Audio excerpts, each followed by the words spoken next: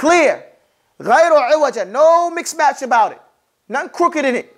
And we learned that there's 3 types of words. We started dealing with the harf. So the harf. And the first thing we learned is that the harf can be broken down into 3 types also. What is the first one? Or give me one of them. The first one is the alphabet. And that's just simple letters. We covered that. We finished the alphabet. We covered the alphabet when we did what? Master letters, right? We mastered the letters. If we did it properly, we memorized everything it is to learn how to pronounce and know those letters. Right? Like we did fa. Fa for ikhfa for family. The formulas for free. First 80 for yourself and then turn around. See 4 or 5 front teeth will fall upon your inner lip. Fa. Say fa. Now count how many teeth fall on it. 4 or 5 front teeth will fall upon your inner lip and gently form the fa because before life forces them to flip or split. Right? So we know exactly where to pronounce fa. And we have those sounds that sound like fa or that are fa that we can use. And we know fa for ikhfa. So we know the tajweed for fa is what?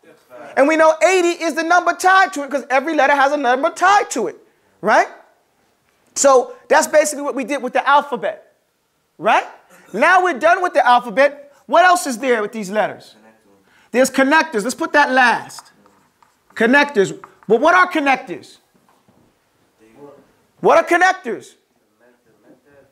No, that's not a, no. An ismun is a kalimatun dallat ala ma'na fi nafsiha wa lam taqtaran bi zaman.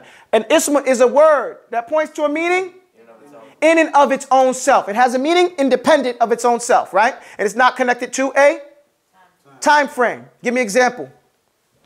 Give me a word that has a meaning by itself, meaning another word doesn't have to be there for me to understand that. And it's not connected to a time frame. Abdul Hamid. Building.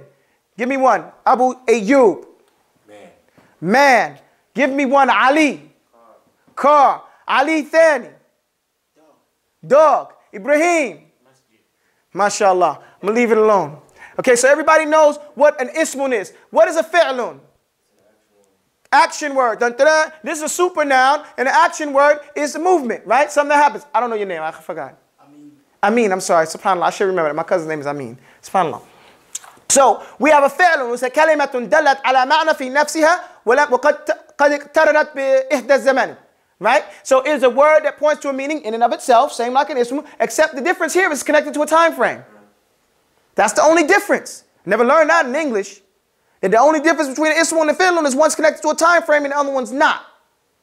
Right? And the time frames are 3. What are the 3 time frames? Immediate. Let's go immediate time frame. Then we got present, right? Going into the future. And then what do we have? Past. So now give me one that is immediate. Immediate is called an order, right? Because an order means to be done now. Just like if you told your child, get up and go clean your room, and they kept sitting there watching the TV, you would go crazy. They have to call BCW on you. You know what I'm saying? Because, but the child said, hold on, I was going to do it, but when I'm finished with the Muppets, you know, or Boy and the King, I was watching the program, chill. You say, nah, an order is immediacy, right? You wouldn't understand that unless there's conditions sent to it. Either ja'a nasrullahi wal fath. Either there's a condition set. When the Boy and the King is over, then go clean your room. You set a condition. When the sun sets, then make maghrib. You understand? Otherwise, it's immediate. You guys got me? So present future is something that you're doing now and it's going into the future. I'm walking. I walk. I'm going into the future. Right? ING, past tense, I walked. Right? So, we're not dealing with that. A connector is a harf. It's anything that's not an ismun or fi'lun. It's a word that points to a meaning in other than itself. And it's not connected to a. So it's the weakest of the 3. Kalimatun dalat ala ma'na fi ghayriha. In other than itself. Give me an example. Ameen. Give me an example. He said 2. That's a good one. 2. Because 2 don't mean nothing to me. You mean the number or you mean what? You mean nahaya. The end result. Right? So 2 is a word that points to a meaning in something else. I need another word to understand it. To the door. To my house. To bed. right? So it has a meaning in something else. It gives a meaning. Under is a word that has a meaning in something else. Under the masjid, under the bed, under the house, under me. You see that? So give me a word, I mean. Behind the car. Behind, that's right, behind the car. He threw his hands up, west side. That's not the line. Give me a word. In the house, in the masjid, in trouble. Right? That's what I used to hear. Everybody got that? That's a connector. That's generally what people mean when they say a harf. They mean a connector. These are connectors. They make the speech. Without which you find it hard to say something. Right? Because you got these connectors. Because it's a connector. Got me? All right. We're missing one. What are we dealing with now? Letters with meaning. That's today's lesson. Letters with meaning. There are certain letters in the Arabic language that come and add to the word. Okay? And most people have a problem because they don't know which part of it is the word and which part of it is extra. We're going to clear that all up right now. 2 minutes. Give me time frame. Give me 2 minutes or 3 minutes. We clear up that whole thing right now. Everybody with me? Can I go ahead? Can I clean up? Y'all ready? Did I get you hyped? Y'all want to know what to... Nah, but everybody has that problem. So we're going to see if we can clear it up right now. I know they got me on the timer now, right? Look, a word in Arabic is written fa'ala. That's a verb, okay? Fa'ala. These three things are the three roots that you use for any word, okay?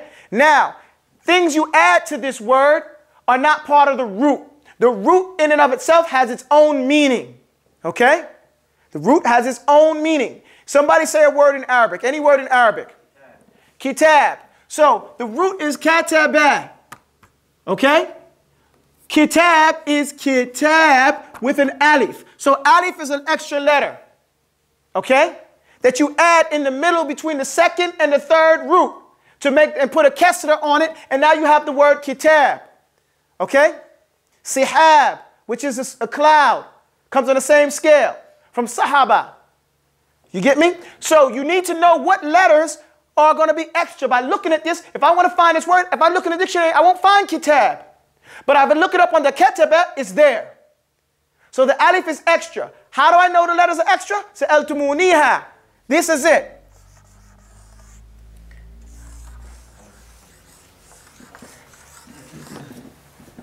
Sa'altumuniha.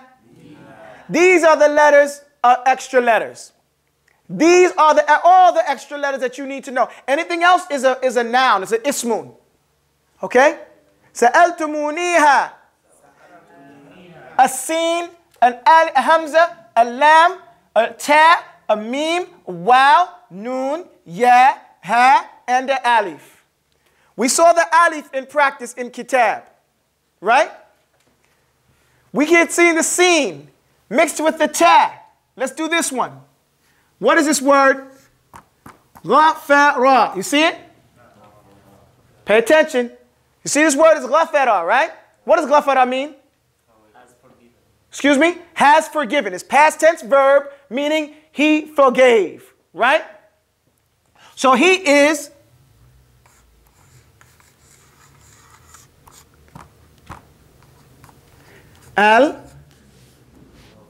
what is this? Al-Ghafur. See the extra wow right there? We got the wow right there. It's added. It's extra. You see that? Or if I want to seek his forgiveness, what do? I do ista. A sin with ta. Right? Sin with ta. Which means to seek. This right here, this construction, means to seek. Right? To request. So I do what? Astaghfiru. Astaghfir. You see that? You got me in this word? These are so how do I find this word? I'm looking at hey, you know this means to seek. This is talab. These are letters of extra. Extra letters. I just got to look up the ghafara.